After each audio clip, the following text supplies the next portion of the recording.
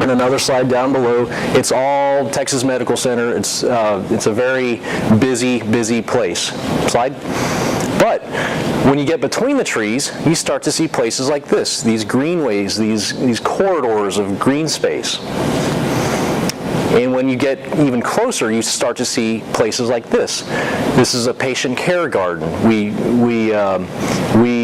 As you'll soon learn, I talk a lot about the restorative value of these gardens. Slide.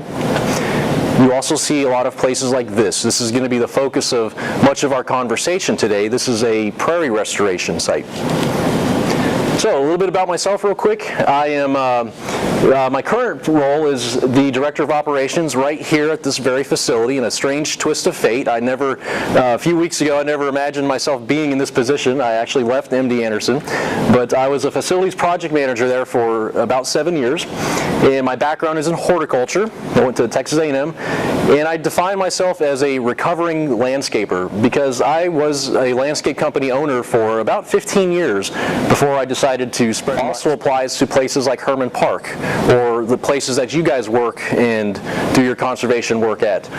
I'm going to talk about the establishment, benefits, and challenges of our pocket prairie, and those are all kind of blurred together. So if you have any specific questions about that as we go, feel free to ask, okay?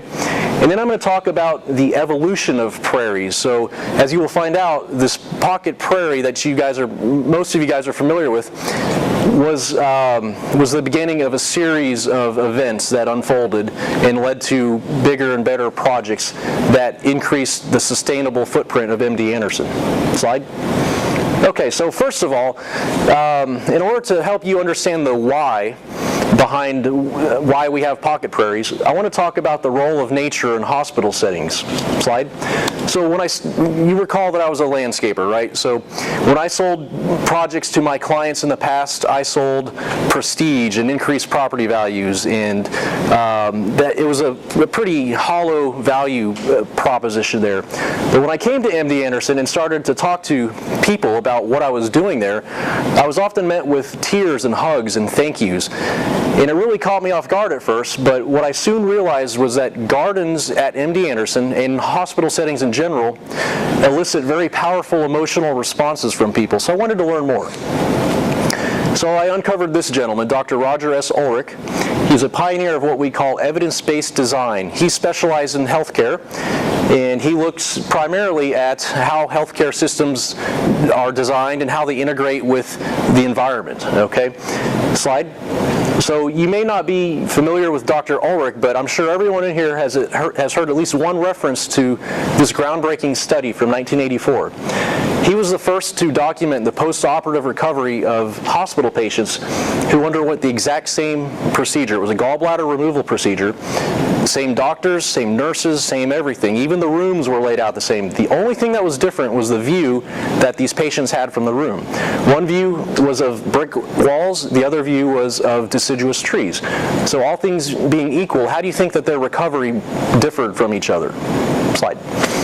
Well, in the interest of time, I'll tell you, and you can guess where I'm going with this. The group that had the view of nature experienced shorter recovery periods, they required less pain medication, they had more positive attitudes, they had fewer complications, and they had less stress and anxiety. They also had higher patient satisfaction with the healthcare providers. Slide. This, by the way, less stress and anxiety is the #1 benefit of nature in hospital settings. But that's also the #1 benefit that we get simply from looking at green space. So if I was to open these windows again, within minutes, we would experience a lot of these effects here. But the fascinating thing to me is that it's completely involuntary. Your body can't help it. Okay. I think we skipped one. Okay, so it turns out that there are a lot more benefits besides improved clinical outcomes. We have physical benefits, we have physiological benefits, we have mental health and wellness benefits simply from interacting with nature. Slide. So we understood this so well at MD Anderson that we created several programs that we call nature-based interventions that we used as a tool to improve quality of life for patients, visitors, staff, and the general public. So here you see an example. Slide. We had a garden program which spun off into lots of outreach. We had cooking classes revolving around that. Slide. Have you ever heard of doctors prescribing nature to patients? We had a similar program like that. Slide. Okay, we had a neat program that was Prairie-based with partners, the Katy Prairie Conservancy and the U.S. Fish and Wildlife Service, reaching out to our pediatric groups. So they have started a program called Virtually Wild that is still going on, and they stream live content, live nature-based content into our Children's Cancer Hospital once a month, and they rotate from our national wildlife preserves and prairies around the Houston area. It's really neat. Slide. Okay, and we have a legacy volunteer rose program where roses are pruned and delivered to patients in the hospital bed. So nature is very well integrated into the fabric of MD Anderson now. Slide. Okay, so because of this, because of these benefits that we've been talking about and what I just shared with these programs, I believe what Dr. Ulrich says, that nature is an undeniable part of our public health infrastructure, and that's the same way that I view places like Herman Park. Slide. So the other part of the why, which is very important, and we're kind of setting the stage for the prairies here, is that our health and environmental health are inextricably linked. They are connected. Slide. So one of the benefits of working at MD Anderson is that you get first-hand exposure to the research, and not only that, you get to meet the people doing the research. So, one of the things that I did was learn about the link between chronic exposure to chemicals in our environment with the occurrence of diseases like cancer. Slide. So one of the things that I learned about also was that common lawn and garden chemicals that we might use outside at Herman Park or on the grounds at MD Anderson or to maintain a pocket prairie are in fact powerful endocrine disruptors, many of which are linked to types of cancer. So here you have from the Environmental Working Group Dirty Dozen endocrine disruptor list, number 2 is atrazine. Do you know what that is? Do you know what that is? It's a herbicide, but do you know what that is sold as at Home Depot or Lowe's? It's weed and feed fertilizer, so it's nasty stuff. Organophosphate pesticides, powerful endocrine disruptors. Infamously, Nazi Germany also used organophosphate class chemicals. They called it nerve gas. It's the same mode of action. Slide. How many of you guys have seen streets like this? I live on one. Slide. So I had this epiphany going from an unsustainable landscape practice to MD Anderson, that the average American lawn is actually one of the most toxic environments you can set foot in because of the overuse of chemical pesticides, fertilizers, fungicides. So that little dog there is sitting in that perfect green grass, but he's probably absorbing all of those chemicals into his bloodstream. So are your kids when they're walking, or your grandkids when they're walking barefoot out there. So I had this epiphany, almost in horror, that I would never have a picnic in my own lawn. It was not a safe environment. Slide. Does it rain here in Houston? Does it? Yes. Have we seen a lot of rain lately? Does it flood? Yes. Do we over-irrigate? So when that happens, all of those chemicals in our landscapes run off into our watersheds. These red lines are contaminated waterways in Harris County, and as you can see, most of them are contaminated. They are unsafe for contact recreation or fish consumption. And the number one contaminant in our waterways is E. coli bacteria. It comes from dog feces. This is a hyper-urban county. People have dogs, or probably more dogs than people. And they walk. Where do you walk your dog in a neighborhood? You walk your dogs on the bayous and the detention pond areas, the green space, right? So all of that ends up back in our watershed. Slide. But what else is in there? It's these guys again. So not only are these powerful endocrine disruptors that impact our own health, they are ecological disruptors. Atrazine causes sexual dimorphism in amphibians. They develop both sex hormones, or both sex organs. In fact, I just read an article about that recently. Organophosphate pesticides linked to the plight of native bees and our imported honeybees. Okay, slide. So what is the point? Why did I share all that? Conventional land management practices are damaging not only to our own health, but ecological and environmental health too. So again, we're kind of setting a stage for why we want to restore natural ecosystems such as prairie. Slide. So this is our why in a nutshell. We want our landscapes, whether it's here, there, your place, we want them to promote human health and wellness, all those benefits that we looked at. We want them to promote environmental health. They should serve that dual purpose. And there oftentimes can be an economic benefit to it. As we'll discuss in a little bit, our prairies have an immediate return on investment by avoiding the cost of mowing that equivalent area of grass 40 times a year. Slide. So this, by the way, is the model for sustainability. You may have heard this pronounced as people, planet, profit. There's there's a number of ways to repeat this, but the message is that this has been the driving force behind the decisions that we've made with land management, and our prairies are sustainable. Prairies represent all this. Okay, so let's talk about the establishment, benefits, and challenges of the prairies. Slide. Okay. In order to do that, I want to step back just a little bit. When we started restoring prairies at MD Anderson, I knew nothing about prairies. I thought they were just flat pieces of grassland, essentially, low in biodiversity and low in life, and boy was I wrong. So in order to really understand what a prairie was, we had to look back in time, and this is a picture from 1874 in Galveston, Texas. That's Galveston Island. But what do you see? You see ranchers on a prairie. So, if you're not from Texas, that's okay, but you need to know that prairies provided a seemingly infinite rangeland and forage for livestock, to the point that a lot of species were almost grazed to extinction, like yellow Indian grass, for example. Slide. It was easy to build on a prairie. 3/4 of Houston, if not more, is in the Gulf Coast prairie ecosystem.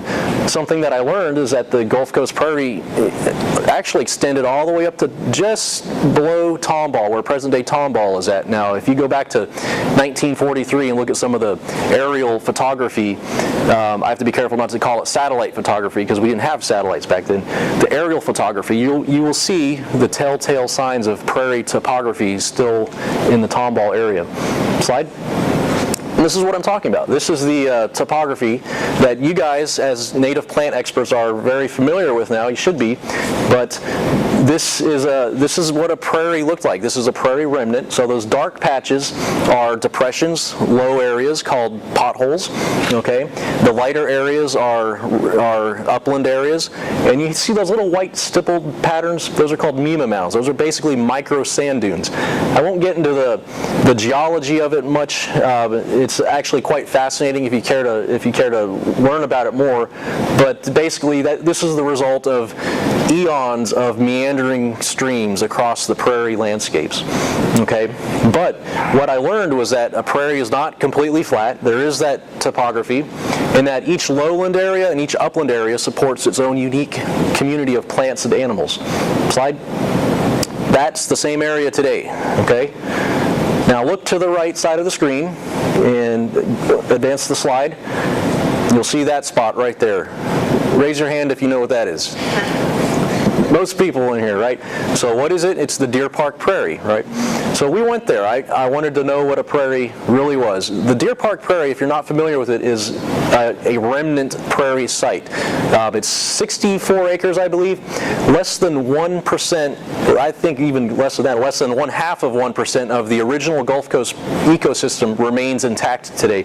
So this is one of them. Do you guys know who found that? Do you know who discovered that land? Don Verser. Don Verser. Okay, so great eye. So this land has never been plowed. It has been grazed on, but it's never been cultivated and never been built on. So you have that. You have the ancient seed bank there, the ancient soil structure. It's all there. So we went to take a look at what a prairie remnant was in person. Slide. And here you go. So I'm a horticulture guy with owning a landscape company, and I know it all, right? But I'm walking up to this prairie 100 yards away. Immediately, I recognize that it's a special place. There's plants that I've never seen before in my entire life. Slide. And this is what I saw: a forest of liatris. These were almost as tall as me, and going through there, kind of sandy soils. There were orchids growing on the ground, and all sorts of really neat plants. It was amazing. And to me, it looks intentionally planted. That was something else that I thought was really neat. Slide. There you go. So these big cone flowers, as big as my hand, and it was just a very surreal experience for me. So when I saw all this, this was the game changer. This is when I knew that we were going to make our pocket prairie. We were going to pull out all the stops and do what we could to make our pocket prairie a success. Slide. And there it is. This is the beginning of it. This is 2012, I believe.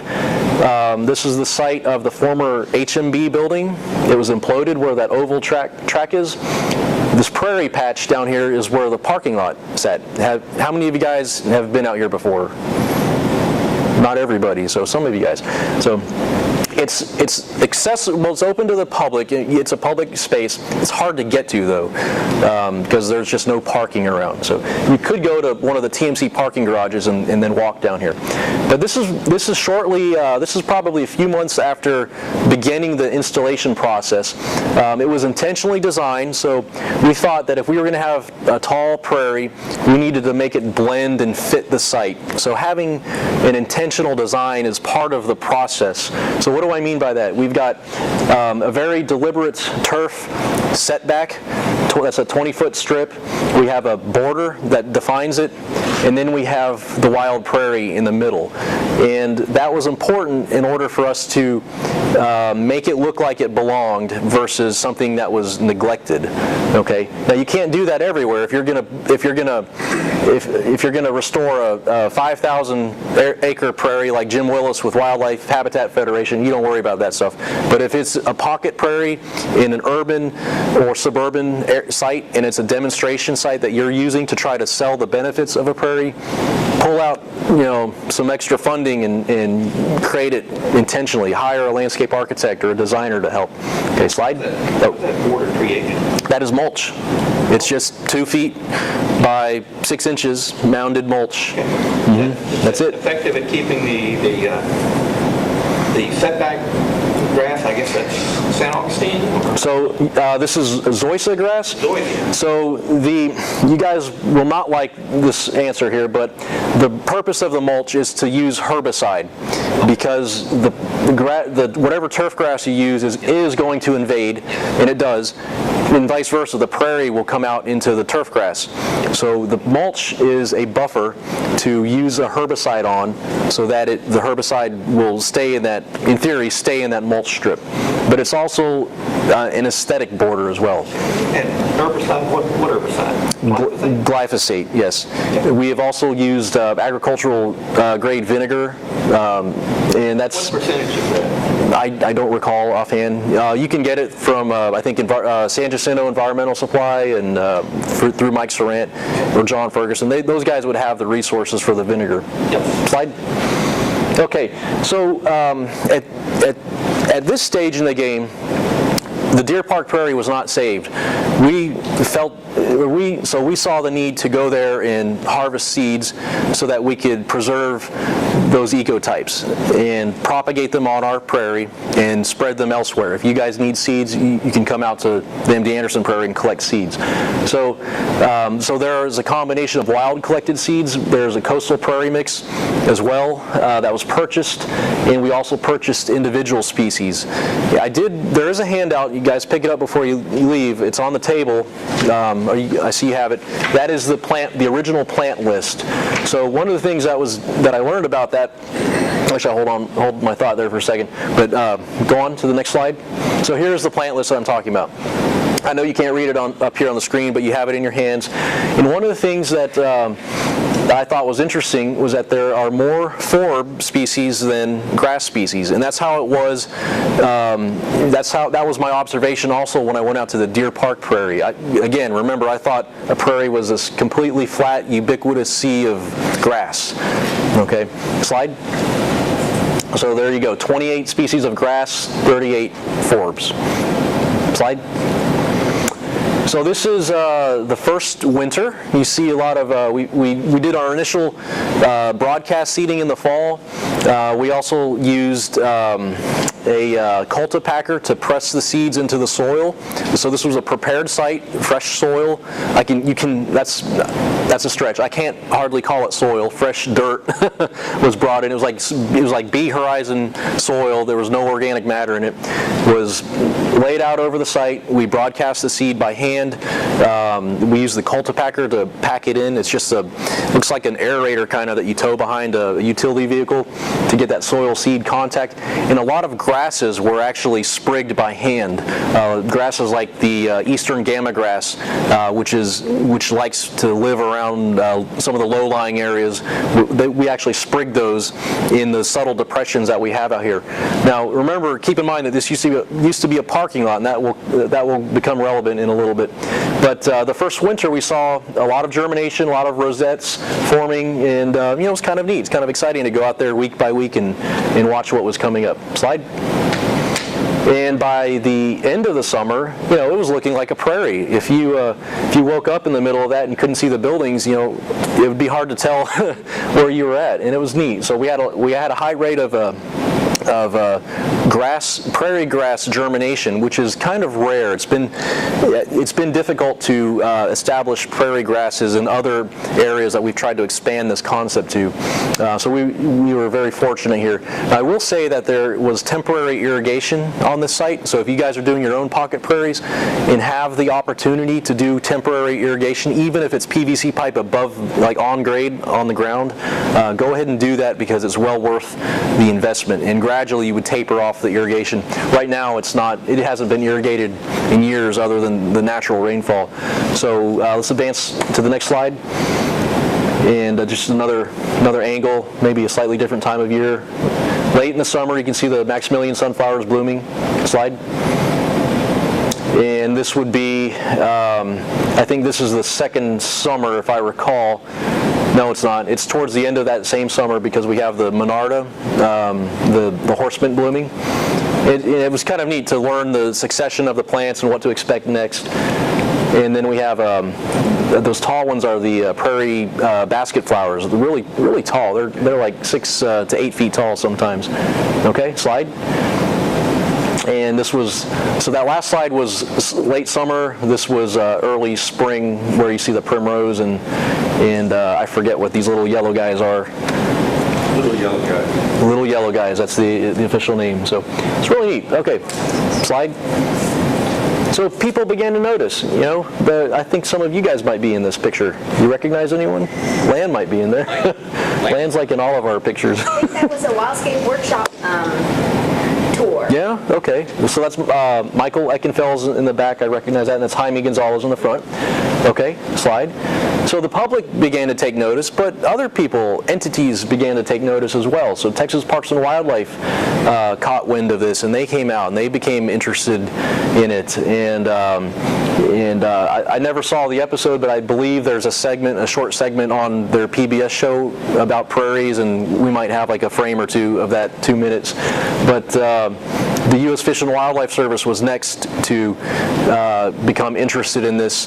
They are here in force in Houston with their Urban Wildlife Partnership. Let's see, I can't ever get it right. Urban Wildlife Refuge Partnership Program, and the focus of that program is on pollinator habitats such as prairies, and also connecting with underserved youth in surrounding communities. So they blend the two together into programs that are nature interventions, the same way that we improve quality of life for patients at MD Anderson. The U.S. Fish and Wildlife Service is doing that with underserved youth in prairies. They're also giving them career paths and options that they never would have been exposed to before, conservation, environmental science, and at the same time they're creating habitat for pollinators. So I think it's a wonderful program. Slide. So by this time, we're swimming in our success here with our pilot project, and we had prairie fever. So we started out with 2 acres. All of those little prairie cells added up to 2 acres, and we ended up converting up to, I think at one time, 8 additional acres into prairies. Now, so here's an example. This was a large area of old world blue stem. This is a highly invasive grass. We did use a herbicide to kill it. Okay, I don't have a better alternative to do that over large areas at this point. So we worked with Texas Parks and Wildlife Habitat Federation, the Prairie Conservancy, Katy Prairie Conservancy came up with a process, and this is how we started to get rid of that old world blue stem. Slide. But this is what we got out of it. It was great. We saw, when we did this, we saw something else that we have never seen out there before.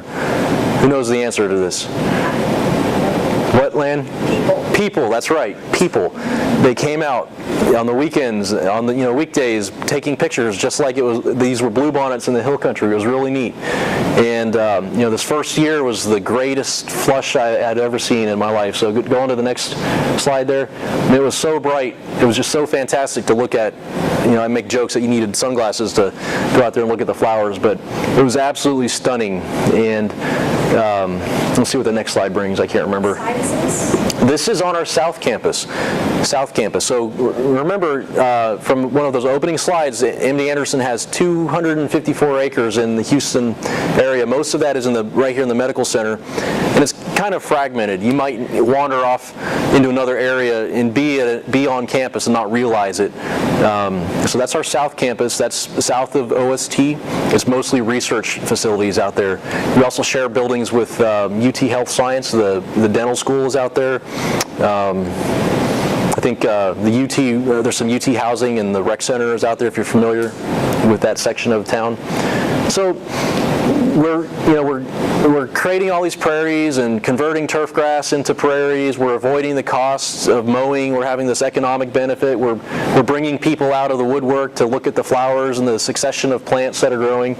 And we wanted to make sure that we had a consistent message about why, and then we wanted to share the benefits of the urban prairie. And this section really began as an argument or a kind of a defense of our own actions with our leadership, because they were asking questions. So, slide. So the first benefit that we talk about is reduced impact maintenance. Okay, so I've shared that already. For every square foot of prairie turf grass you plant, that's 1 less square foot of.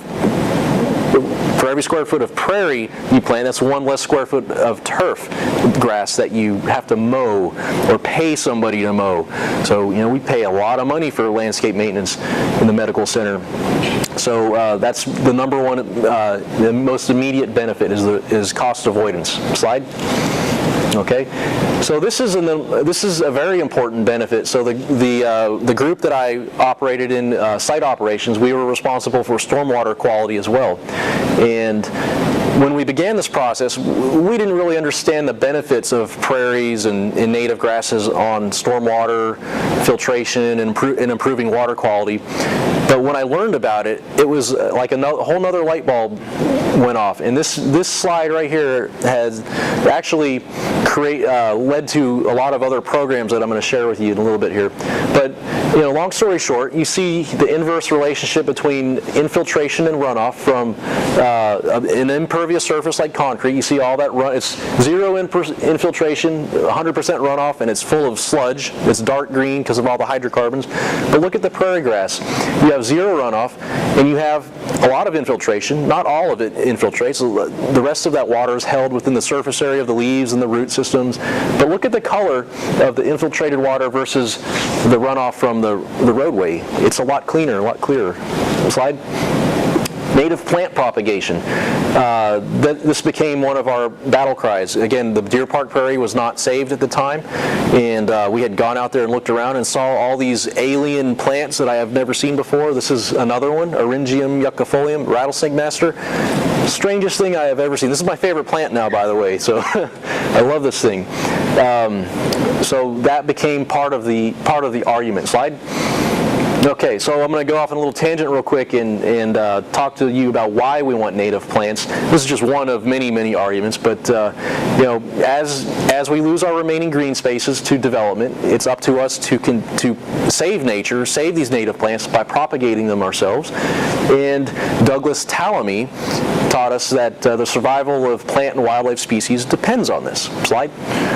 So here's our rattlesnake master again with a bee on there. I don't know if that's a native or a honey bee. What do you guys think? I'm not a native bee. It looks a little different. Like a honeybee. Okay, so I learned that this plant supports up to 200 species of invertebrates. Fascinating. How many species does your Japanese ligustrum or azalea, whatever, at home support? Maybe one or two pests, but 200 species of insects and invertebrates are dependent on this plant right here. Slide. So what's this?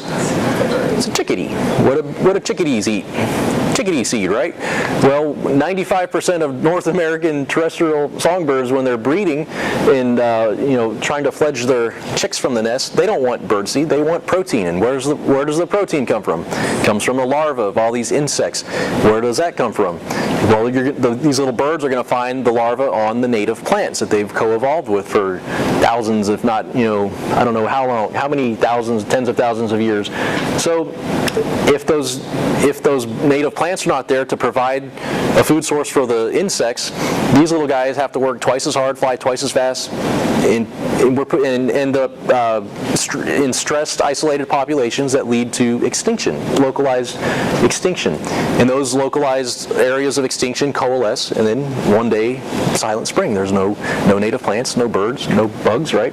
So the question is, and you guys know the answer because we're all Douglas Tallamy fans, how many insect larvae, like caterpillars, does this little chickadee need to fledge its clutch from the nest?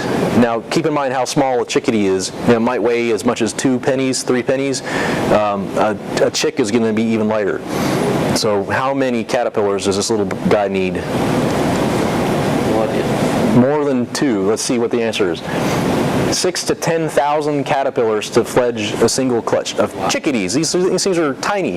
How many caterpillars does it take for a larger bird, like like mockingbird or robin, or I'm not a birder, so I don't know all the birds.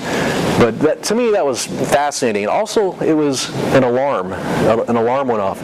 I thought, wow, it's very important to have these native plants in these prairies, and so not only did this help us with our prairie argument, it helped us look at the rest of our campus and start to replace plantings with native plants at every opportunity. Next slide. Okay, so here's another benefit, wildlife habitat restoration. I actually call it urban wildlife refuge now, taking the lead from the U.S. Fish and Wildlife Service. So here you see some of our wildlife. It's not a lion or a tiger or a bear. Most of our wildlife are invertebrates, creepy crawlies. Slide.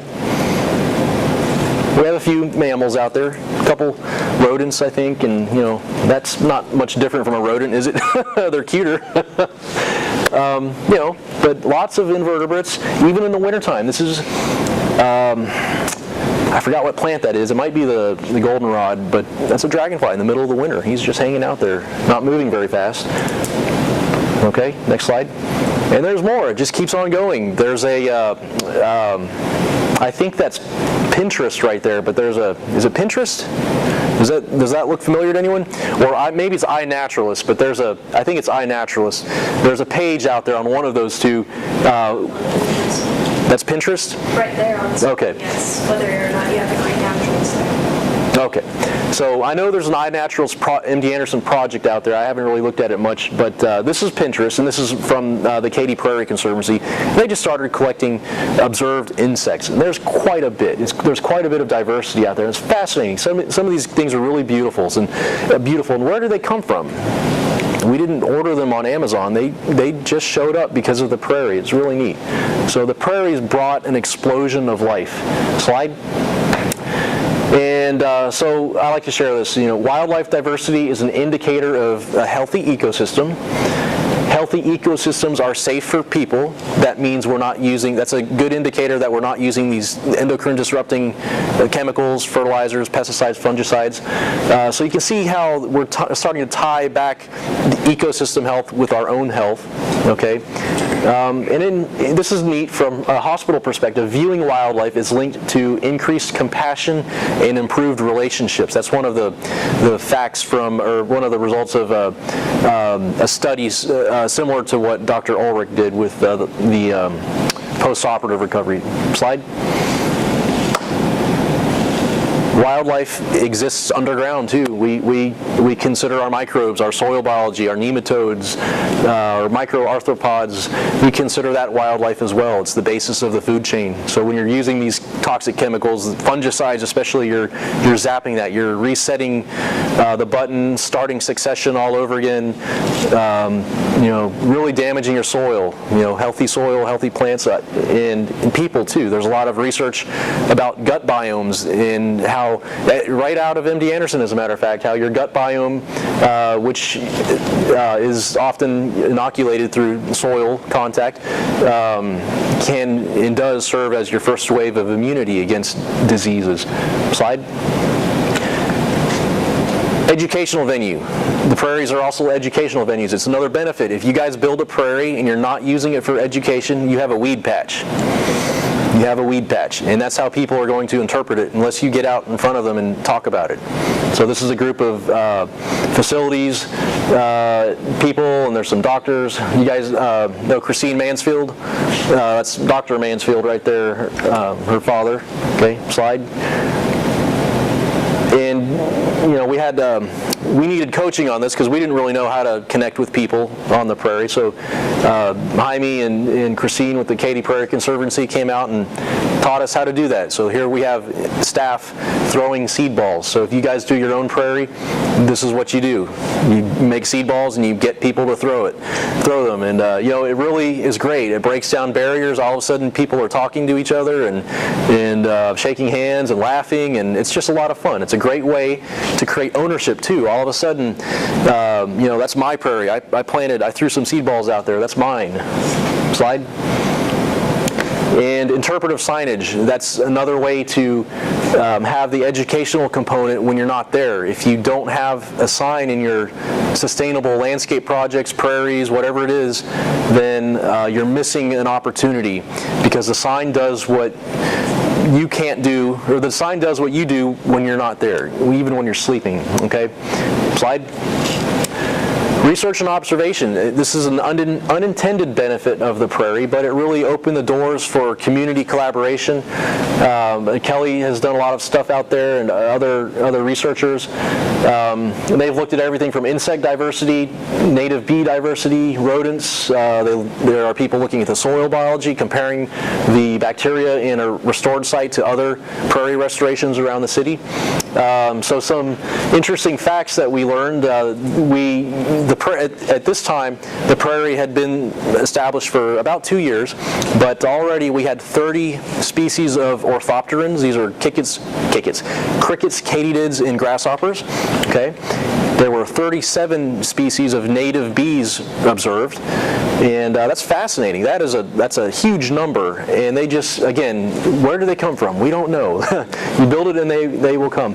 What that does tell me about the native bees, a lot of these I learned from Danielle Below, who moved, unfortunately. She's in Denver now, but she did a lot of work on native bees and trying to work with public works departments in the city to incorporate native bee habitats into parking lots, because she learned that native bees have a limited flight radius. There's small, medium, large bees. Each bee has a certain radius, right? And if they don't have a connecting prairie patch or food source, well, they can't ever leave their little bubble, and then they'll eventually die, because that little bubble, whatever pollinating plant or whatever food source they have in there, will eventually go away somehow. So what this tells me, let me go back up. So her work was to overlay the flight paths of native bees centered on prairie patches and try to create connectivity so that they could fly and migrate across the city and have that diversity that they were missing. So what this tells me by having our native bees show up is that somewhere nearby we have a suitable habitat and we're providing an extra layer of connectivity. Okay, slide. I just thought of that, by the way. Okay, restorative destination, number 7. We've talked about this. Nature is a restorative place. Whether you're here in the middle of a state park or at MD Anderson, looking at it from your hotel or your hospital room. So some of the rooms are very hotel-like. That's part of the environmental psychology. So we know already interacting with nature, simply observing it for minutes reduces stress, muscle tension, and anxiety. It provides a positive distraction from the burdens of care and treatment, whether you're at St. Luke's or Methodist or MD Anderson. It also encourages physical activity. That's very important from a public health perspective. So at MD Anderson, patients are highly mobile. They'll take their IV poles and they'll wander around in the evenings and walk. Walking is great.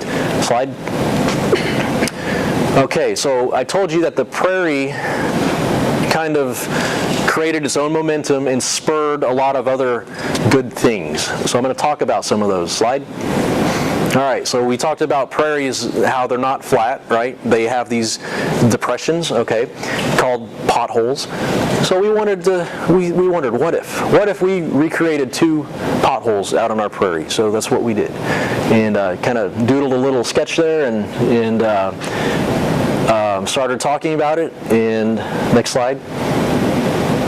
And found a location. So this is in the winter time after we mow. We mow 1 time a year versus 43 times a year. Okay. Now you will recall that this used to be a parking lot for the HMB building. So we left the storm drains there. We didn't bother removing them. And that storm drain now is part of our pothole system. So we decided to put a pothole on each side of the storm drain, and they would overflow into the storm drain. Okay, slide. So there we go. We started to mark it out and excavate. We dug 12 inches of beautiful soil out, put a liner down, and then put the soil back. It was really that simple. Of course, we had to make sure that it was level and would hold water, but we decided to use a liner because we wanted to retain the water as long as possible once we had it filled up. Otherwise, they would evaporate just like that, being as shallow as they are. Next slide. Okay, so there you go. As we're kind of testing it out there to see if everything works. You see the storm drain in the middle of the yellow flag, so they overflow. In fact, this one on the bottom of the slide, you can see it overflowing on the top there. Okay, slide. Even before we had plants out there, just by having water, we had signs of wildlife activity. It was really cool. So that's probably a great egret on the left, and that, I don't know, what does that look like, a possum or a raccoon maybe? Something. Mountain lion, I'm pretty sure that's what it was. Okay, slide. And there you go. That's shortly after filling it up 1 time, planting. The plants came from a roadside ditch behind our office. We learned to identify a wetland species, went out there. We did have a couple donated to us. Land came out and brought a bunch as well. And next slide. There's just a different angle, so there's 2 of them. We brought Gambusia, mosquito-eating fish in there to control mosquito populations. And what else? Slide. A little observation platform. Okay. And now, they're starting to disappear. You can't hardly see them in this slide unless you go up to that observation platform. And here's a little more mature picture. This is last fall, I believe. I can see the goldenrod blooming, and I mean, that, to me, that's beautiful. I know beauty is in the eye of the beholder, but that's really neat. And it's so great to see a patient wandering around, having no idea what's out there, and then all of a sudden, looking at this pothole. Whether they like it or not, it's a positive distraction from what's going on in the hospital, and that's all we want, really. Next slide. And there's another picture there. I mean, it's really neat to see how these things integrate and blend and just kind of melt away into the surrounding landscape. Slide. There's a different angle there. So what do you see there? A sign. Got to have the sign. Otherwise, that's just a mosquito breeding habitat. Next slide. But our sign tells a different story. Okay? I know you guys can't read that, but that's okay. Next slide. Stormwater wetlands.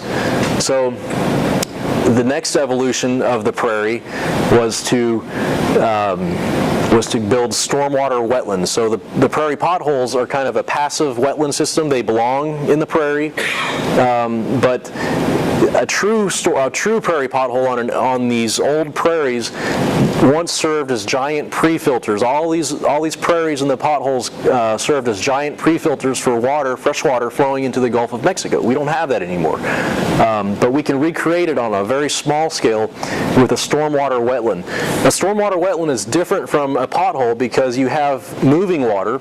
You have a source where the water comes in, an inflow, and you have an outflow where the water leaves and enters into the watershed.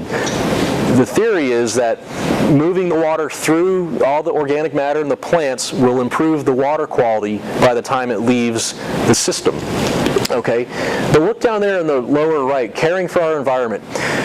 MD Anderson is committed to sound environmental stewardship, and this stormwater wetland is part of a wider initiative to provide healthy and sustainable green spaces, not only for the environment, but for our patients, visitors, and staff.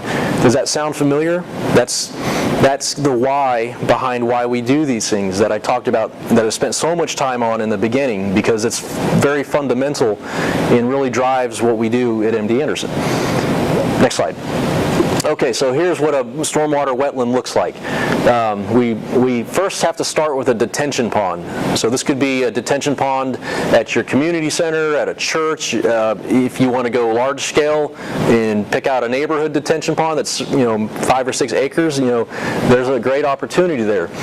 We started small. Okay, so next slide.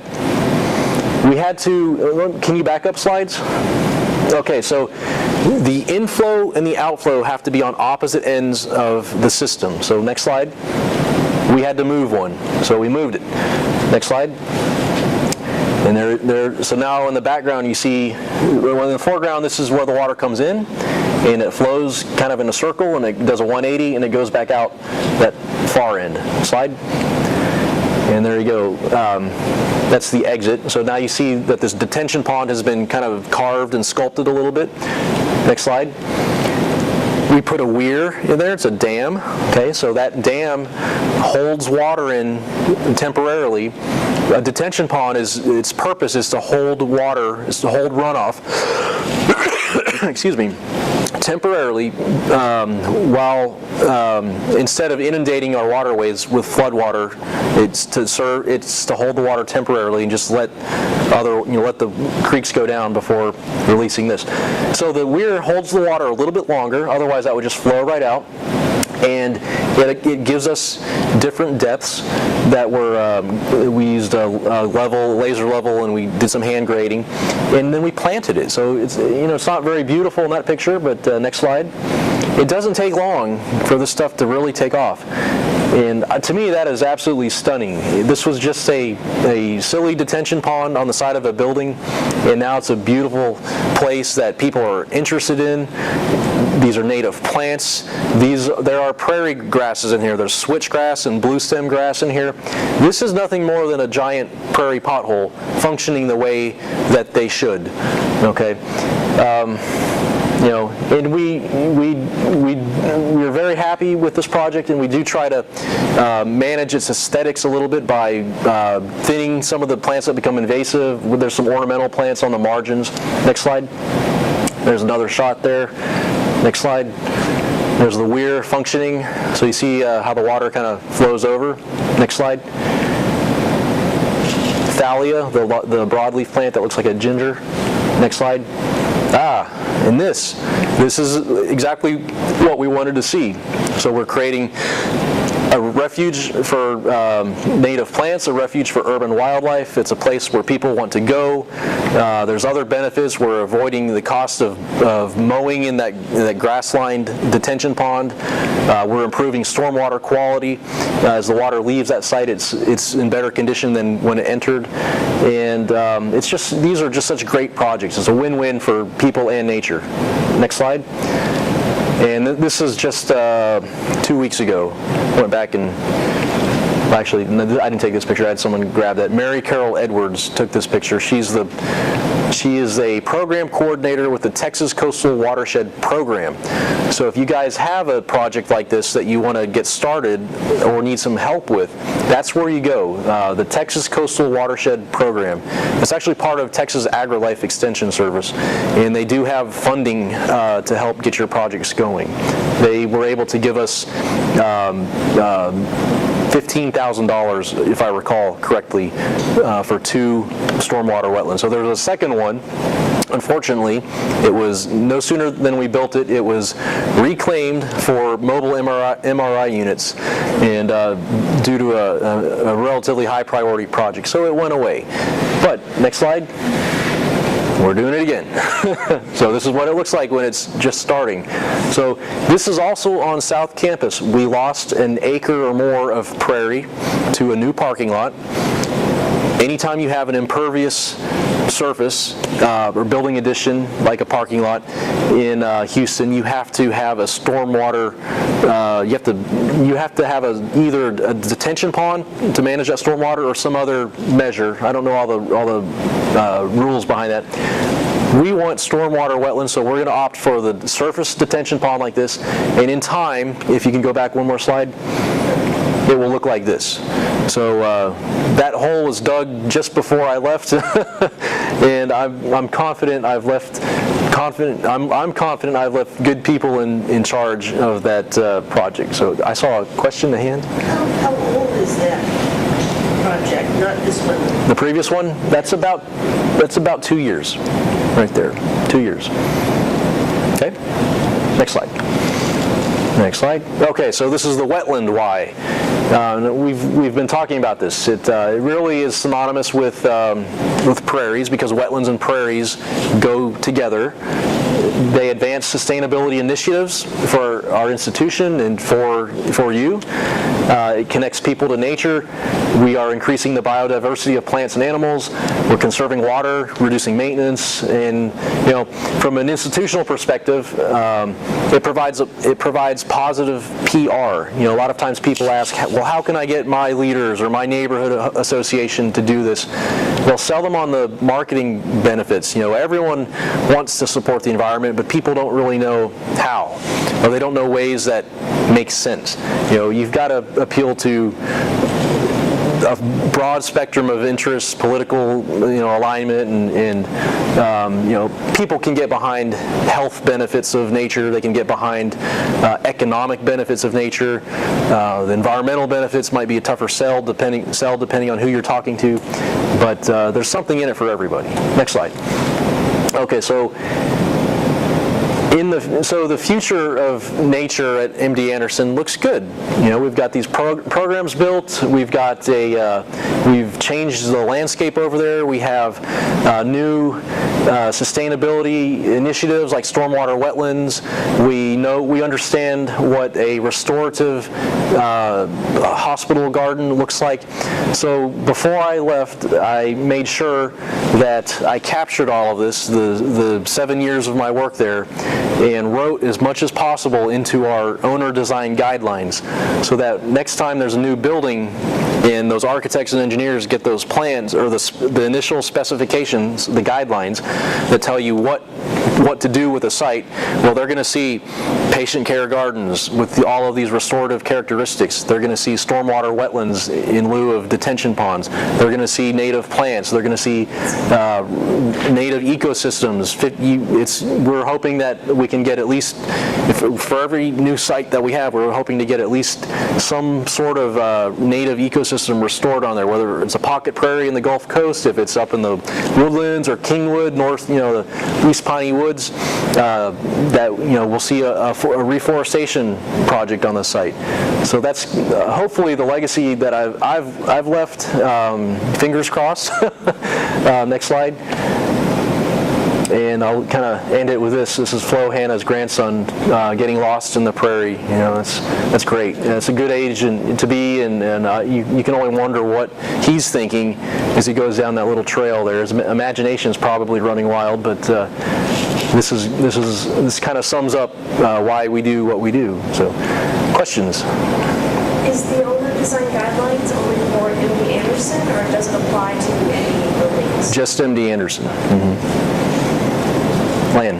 So who is there now, and is that person going to continue the stormwater wetlands and the prairies and things like that until they build a building over there? Yes, so I came from a very small work unit. There's just a handful of us. We're very close, and we are all in alignment. So my former boss is the chief engineer. We have a wonderful new person, Iris Clausen Davis, who has assumed a lot of my responsibilities. She's coming to us from the Dallas Arboretum. She's got a lot of background in this as well. She's a horticulturist in addition. So she is full steam ahead. Some of you know my colleague Alan Wolf, same thing, full steam ahead. So we have the people and resources at MD Anderson to make this, to keep this alive and keep it going. Yes. Question in the back? Well, I think Lon knows what I know, and that is, we thought the prairie was temporary because a building will be built there. Yes, that's a good question. So I showed a rendering slide. That's from our long-term capital plan that showed 4 buildings. So the 2 buildings in the bottom of the picture sit on the prairie. This one specifically is right in the middle of the prairie. And, we knew this going into it, and that's okay. We're gonna continue with prairies elsewhere on campus, and there will be prairie grasses integrated into this. One of the outcomes of doing this is, in working these into the owner design guidelines, is that we integrate nature into the fabric of MD Anderson, not just with patient care, in employee health and wellness, but facilities design, going back all the way to the beginning with Dr. Roger Ulrich, who was a pioneer of evidence-based design for healthcare settings. He looked at how the environment influenced outcomes, clinical outcomes, but he also worked on actual hospital design, everything from OR room or surgical room ergonomics to what does the main lobby look like, making it look more like a hotel. Come to find out, Dr. Ulrich did in fact have some input on the original design of Mays Clinic on the top of the slide, and the Duncan Cancer Prevention Building on the right-hand side. So these other 2 buildings will continue that design theme. So that was a great bit of news that I learned recently, that he had some influence on this. But we intend to preserve as much as we can with these new buildings. Okay? Question? Yes. Are you going to surreptitiously put in some native plants back there in the formal garden, despite their plans not to or whatever? So I don't have as much latitude with garden design out here because we have people directly responsible for that. We also have a master plan that we have to honor and respect. So there are going to be little ecological wins here and there. I can tell you that the garden staff out here does a wonderful job at avoiding chemicals and pesticides. It's 100% organic, far more organic and biological based than I practice at MD Anderson. They practice what I call true horticulture out here. Can you, do they have Okay, can you sneak some native plants in? So outside. Okay, do you decide, can you be part of the decision-making on what plants they put in? We can. There's a process. We would run through the process and make collaborative decisions. Now, outside of the McGovern Gardens, in Herman Park proper, there are prairie restoration sites. There's the Whistletop Prairie. There's a small prairie on underneath the Post Oak Savannas on Alameda. It's not very visible. The Whistletop Prairie is visible. It's very nice. It's not as large as what we saw just now, and that is a pollinator habitat. That's an opportunity for native plants. We also have a lot of property along the bayou as well, shoring up the slopes with wildflowers, native grasses. That's on our radar as well. So, yes. Question. This is kind of tangential, but before she left, did Danielle Vio have any headway with the Houston City Council on the plants that went around parking lot?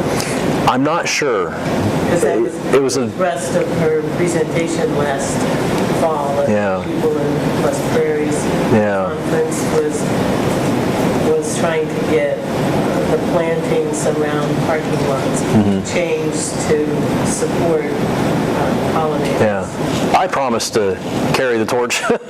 Not necessarily with the city, but where I can make a difference. I know where she's at in Denver. She's made a lot of progress with that also. So, any other questions? What's the next Prairie project? I don't know. That would be a good question for Lan. You might know all the Prairie projects happening. No? Okay.